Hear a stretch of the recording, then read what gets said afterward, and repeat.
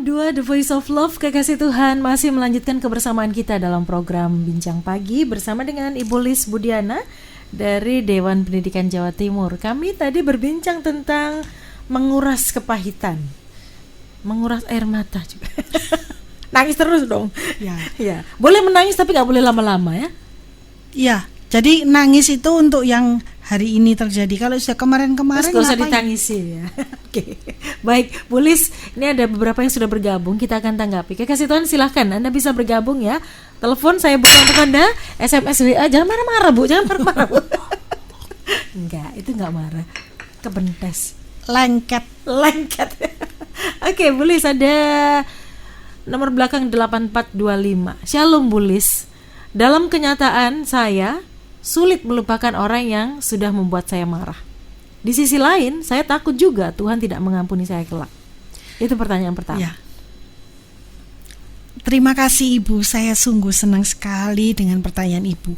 Karena kita semua pendengar, termasuk saya dan Wahyu ini bisa belajar dari pertanyaan Ibu. Ya. Itu kan? Saya tidak bisa melupakan. Betul Ibu, Anda tidak salah. Kita tidak akan bisa melupakan apa yang sudah terjadi. Teman saya di SD yang mencuri pensil saya tidak akan pernah lupa. Kenapa? Karena kita tidak kena amnesia. Hanya orang yang amnesia itu hilang ingatan, yang bisa lupa. Bedanya, apakah kita sudah menguras kepahitan itu atau kepahitan itu masih ada di dalam diri kita. Ketika kita bisa mengingat orang itu dan kita tidak menangis, ketika kita bisa mengingat peristiwa itu dan hati kita tidak menjadi panas, ketika kita menceritakannya kepada orang lain untuk tujuan pembelajaran, bukan untuk curhat karena gak ada emosi, itu namanya kita sudah bisa menguras. Ibu tidak akan pernah lupa pada orang yang sudah menyakiti ibu. Tetapi ketika ibu mengingatnya, ibu hanya ingat dia, ingat peristiwanya, tapi itu tidak mengganggu emosi ibu. Ya, jadi kalau misalnya kita bisa boleh bilang ya, bedanya trauma sama dendam. Trauma itu bisa terjadi dalam hidup kita, tidak bisa kita hindari. Tetapi trauma itu selesai, bisa diatasi. Tapi kalau dendam itu tidak bisa diatasi, kecuali ya dihilangkan.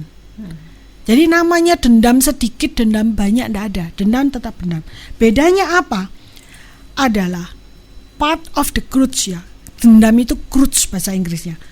Bedanya apa? Kalau Anda itu dendam atau Anda itu trauma. Kalau dendam itu Anda replying the story over and over again. Jadi Anda mengulang kejadian itu, diulang lagi dalam pikiran Anda, dalam perkataan Anda, diikuti dengan emosi. Ketika Anda cerita itu dan Anda tidak diikuti dengan emosi, tidak mangkel istilah bahasa Surabayanya, nah Anda sudah menguras, itu hanya menjadi histori, sejarah. Sejarah itu sejarah Bapak dan Ibu. Sejarah pahit, dunia ini banyak sejarah pahitnya, tapi sejarah tetap sejarah. Alkitab juga menulis hal-hal yang tidak baik, itu sejarah. Tapi Alkitab kita itu buku kehidupan, bukan buku kepahitan. Sejarah boleh ada ditulis di situ, semua pengkhianatan, semua selingkuh ada di dalam Alkitab kita. Tapi Alkitab kita bukan buku kepahitan, tanpa emosi, jadi sejarah. Mari semua kepahitan itu Ibu jadikan sejarah. Jangan libatkan, jangan simpan dengan kejengkelan, dengan emosi, karena itu akan menjadi dendam. Itu bedanya trauma dengan dendam. Oke, masih dari nomor yang sama, 8425. Bagaimana mengatasi anak usia 25 tahun yang terlanjur berkarakter keras dan emosional? Apakah ini namanya karma, Bu, sehingga punya anak yang selalu membuat masalah di kehidupan orang tuanya? Oke. Karma Saya pernah ditanya orang tentang karma. Karma itu ada atau tidak? Saya bilang ada. Karena kita hidup di atas muka dunia ini. Tetapi barang siapa yang percaya kepada Tuhan Yesus, yang mengaku dosa, dia diselamatkan. Tuhan itu gunanya Tuhan itu mati di atas kayu salib itu, dia merobek tirai bait Allah, sehingga dia menghancurkan karma. Karma kita itu yang ditanggung sama Tuhan. Jadi karma itu ada tapi tidak berlaku pada kita. Itu yang saya pelajari. Ya. Nah, sekarang masalahnya dengan anak ibu, apakah itu karma? Nah, ibu yang bisa menjawab sendiri. Apakah ibu percaya kepada Tuhan Yesus sehingga Tuhan Yesus menghancurkan yang sudah menanggung karma itu? Apakah anak ibu percaya kepada Tuhan Yesus? Nah, ibu tidak tahu apakah anaknya sungguh-sungguh percaya sama Tuhan atau tidak. Tugas ibu mendoakan dia agar karma itu tidak berlaku. Oke. Baik. 4234 bergabung. Selamat pagi, Bu Lis. Saya mau tanya, saya ini seorang single parent yang punya tanggungan satu anak yang masih kuliah. Terus saya ini kalau ada masalah, mau ambil keputusan, kok seperti orang bingung ya Bu, takut salah, maju mundur begitu. Bagaimana ya Bu? Suami saya sudah dipanggil Tuhan, saya punya 3 orang anak, yang 2 cewek sudah menikah, tinggal yang cowok. Ibu, kehidupan ibu ini indah saat ini. Ya, ibu sudah melaluinya. Ketika saya mendengarkan ibu sudah punya anak-anak perempuan yang berumah tangga, itu 2 piala untuk ibu, ya kan? Ibu sudah melalui banyak hal, sudah berjuang, dan ini sudah tinggal mendekati garis finish. Bukan finish di kehidupan ibu, tapi finish kan perjuangan ibu. Sudah tinggal sedikit.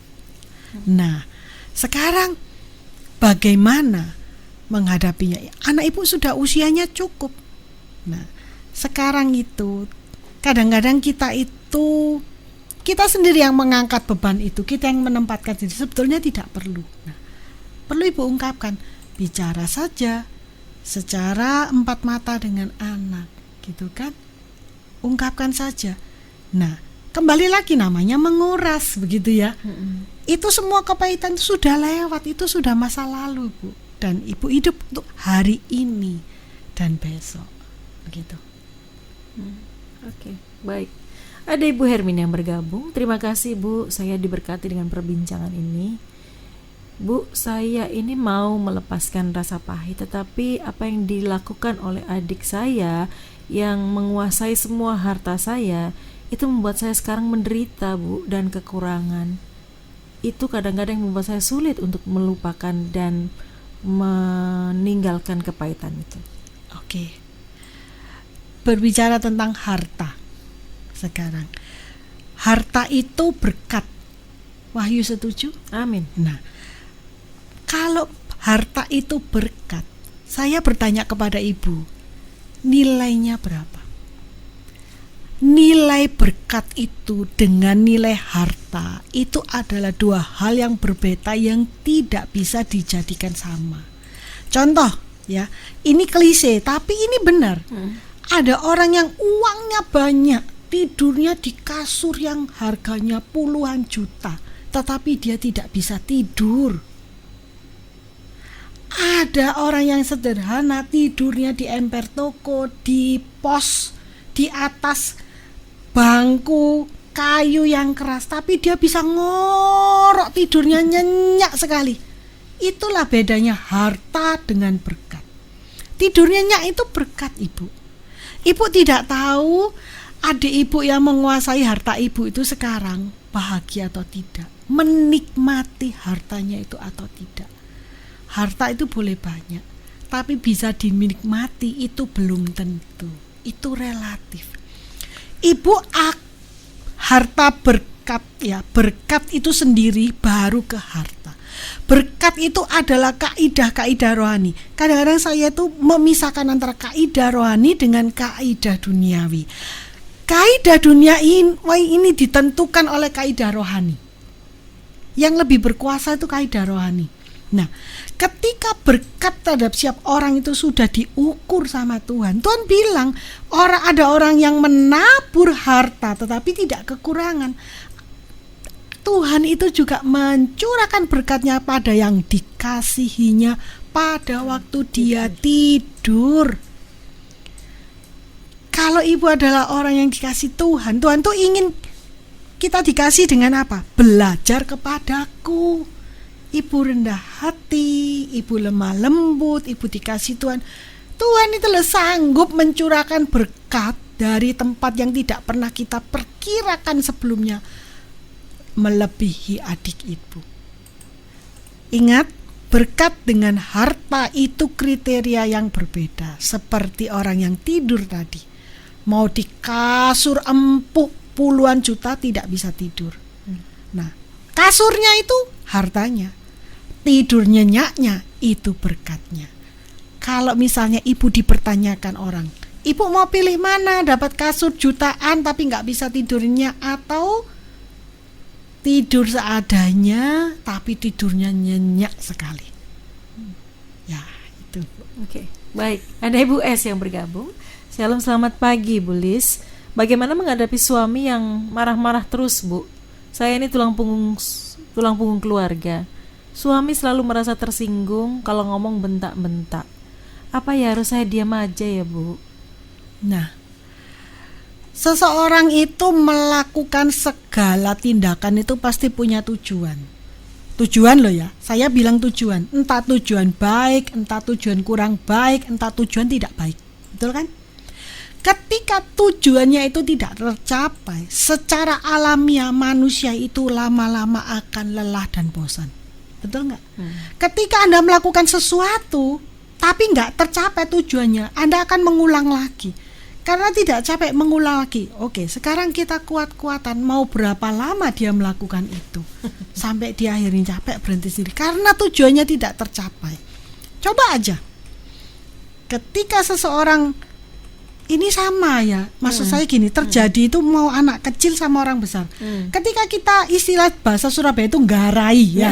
Ketika Anda digarai dan Anda diam aja, enggak berhasil, besok digarai lagi, diam aja, besok digarai lagi, diam aja. Ibu, Anda sudah tahu jawabannya. Apakah saya harus diam saja? Ya. Ibu hanya perlu garis bawah, ibu hanya perlu stabilo dari kami untuk menggarisi jawaban ibu, yaitu tadi diam saja. Kembali contoh nyata, keluarga artis. Kalau ternyata anaknya itu nulis di media sosial misalnya, dan ibu ini, artisnya ini diam saja, suaminya juga diam saja, jadi apa sekarang? Gak ada apa-apa. Orang boleh ngomong, orang ngomong loh nggak bayar pajak, orang marah nggak bayar pajak, nggak ada namanya pajak kemarahan, nggak ada ibu. Jadi ya sudah, biarkan. Karena kalau orang marah itu dampaknya ke dirinya sendiri juga. Oke, baik. Berikutnya, tadi itu loh yang dimamakan Bu Lis. Anggap baru keluar dari RSC. Kok gak enak ya? No, itu yang penting kita kan. Yang penting ya. Kuncinya di kita. Kuncinya gitu ya. Itu di kita. Oke, baik. Ada seorang ibu di nomor belakang 7903. Selamat pagi Bu Lis. Suami saya sudah meninggal lebih dari 4 tahun. Saya sekarang usia 59 tahun. Saya sangat mengasihi suami saya, tapi saat-saat ini saya masih bertanya kenapa? Karena rasa perih dan air mata ini masih belum bisa berlalu dari diri saya. Saya sudah berusaha untuk itu, tetapi belum bisa, Bu. Bukan saya kecewa, mohon maaf Bu, dengan Tuhan, karena Tuhan sudah sangat baik kepada saya dan anak-anak, menantu dan cucu. Secara finansial kami juga sangat cukup, Bu. Tapi hati saya tuh masih sangat rindu dan belum bisa terima kematian suami. Ibu ingat ya bahwa kita ini bukan milik dunia. Kita itu datang ke sini dan kita akan pulang. Dan itu yang sudah dilakukan oleh suami ibu. Jadi marilah kita tidak berpengharapan kita akan bertemu dengan orang-orang yang kita kasih lagi. Saya sudah kehilangan ayah, dan saya yakin satu kali kelak ayah saya akan bertemu dengan ayah saya. Nah, permasalahannya peperangan ibu hanyalah bagaimana ibu mengatasi hati ibu, mengatasi waktu ibu selagi masih di atas muka bumi ini. Sekarang ini zamannya semua orang work from home. Nah, seperti saya sungkapkan tadi di awal, orang itu mau merasa terperangkap atau tidak merasa terperangkap tergantung dari orangnya sendiri. Karena semua orang di dalam rumah dengan waktu yang sama, 24 jam.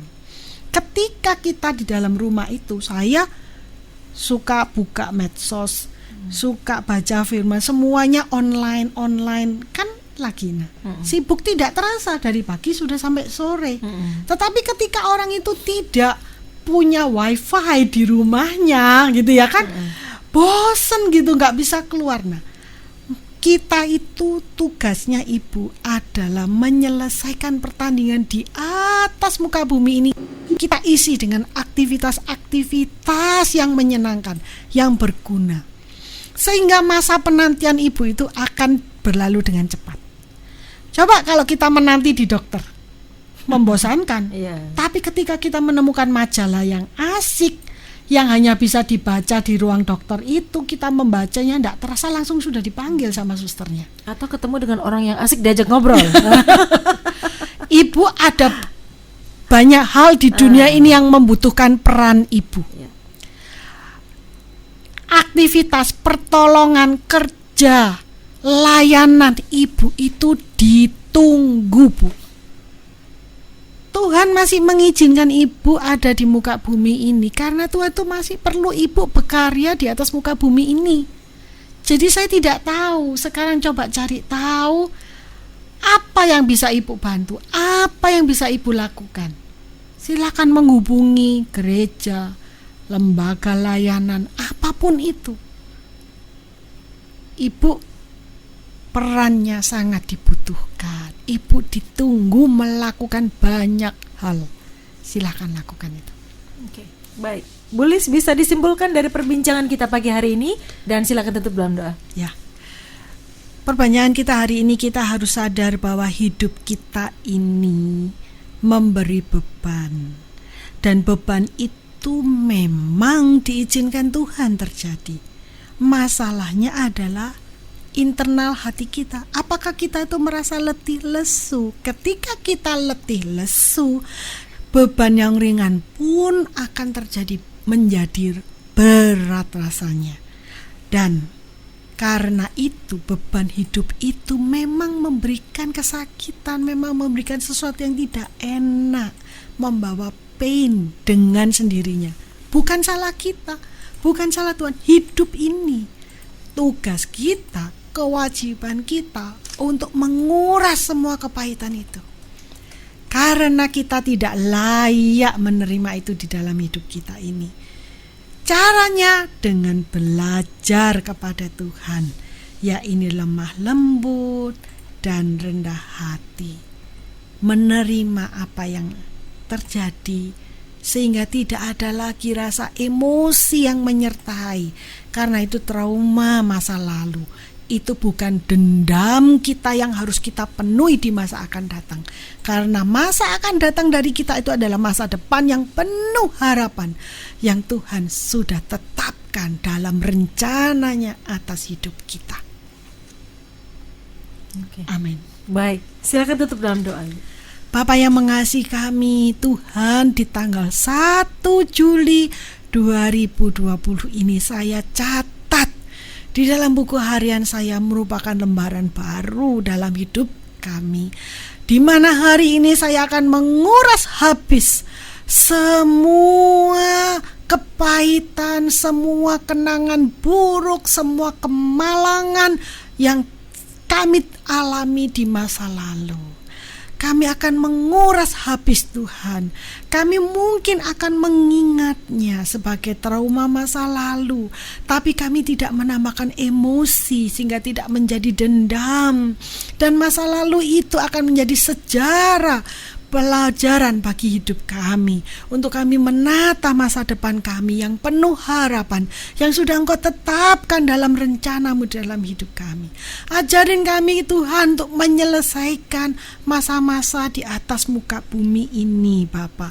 Ajarkan kami Tuhan untuk belajar dari Engkau, sehingga kami memiliki kedamaian, memiliki ketenangan. Jiwa kami akan mendapatkan ketenangan karena kami belajar bagaimana kami bisa mengelola hati kami sehingga tidak letih lesu. Dan kami datang kepadamu Tuhan, kami datang kepadamu. So all of our weary, I come to you Lord. So all of our weary, saya datang kepadamu Tuhan, sehingga semua kekhawatiran, semua kepahitan ini kami tinggalkan, karena Engkau yang memberikan kelegaan kepada kami. Kami belajar Tuhan, kami akan belajar Tuhan untuk lemah lembut, untuk rendah hati seperti Engkau. Karena kuk yang sudah Engkau tetapkan, yang sudah Engkau pasang kepada kami itu adalah kuk yang dapat kami tanggung. Engkau Allah kami yang penuh kasih, Engkau Allah kami yang maha sabar. Engkau sudah selama ini berjalan dengan kami hingga ada hari ini. Engkau sudah memberi kami kekuatan untuk kami mampu memikul kuk itu, hingga pada akhirnya Engkau berkata, kemarilah anakku, engkau sudah mencapai kemenangan, engkau sudah memasuki satu kehidupan yang membanggakan kami. Terima kasih Tuhan, terima kasih. Kami belajar lagi hari ini Bapa, di bulan yang baru ini 1 Juli. Mulai hari ini kami akan melihat bagaimana kami hidup dengan sukacita, karena sukacita dan damai sejahtera itu ada pada kami, dan itu menyukakan hatimu. Kami tidak mau terkecoh, kami tidak mau terbelenggu oleh semua kepahitan-kepahitan hidup. Itu hidup di atas muka bumi ini yang akan kami tinggalkan, yang akan kami menangkan untuk kemuliaan nama-Mu. Terima kasih Tuhan Yesus, terima kasih. Kami tahu kami bisa melewatinya. Kami tahu kami akan menjadi pemenang. Kami tahu karena Engkau menyertai kami, Engkau memampukan kami. Terima kasih Tuhan Yesus. Di dalam nama Yesus kami bersyukur. Di dalam nama Yesus kami berdoa. Di dalam nama Yesus kami mencapai kemenangan bersama dengan Engkau Tuhan Allah, Juru Selamat kami yang hidup, Bapa yang setia, Tuhan yang berkuasa, Allah yang hebat, Allah kami, Tuhan Yesus Kristus. Amin. Amin. Bu Lis, terima kasih sudah menjadi berkat pagi hari ini. Tuhan memberkati Bu. Sama-sama. Baik, kekasih Tuhan, tentu sudah kebersamaan kita dalam program Bincang Pagi. Kekasih Tuhan, dimanapun Anda berada, rasa sakit, dikhianati, dilukai, tidak bisa kita kontrol. Orang lain mungkin bisa melukai kita, keadaan bisa melukai kita, tetapi kita bisa mengontrol kondisi hati kita. Jangan simpan kepahitan dalam kehidupan Anda, karena Anda dan saya tidak layak untuk menerima kepahitan tersebut. Saya Wahyu Widiawati pamit undur. Selamat pagi, selamat beraktivitas, dan selamat belajar kepada Tuhan hari ini. God bless you all.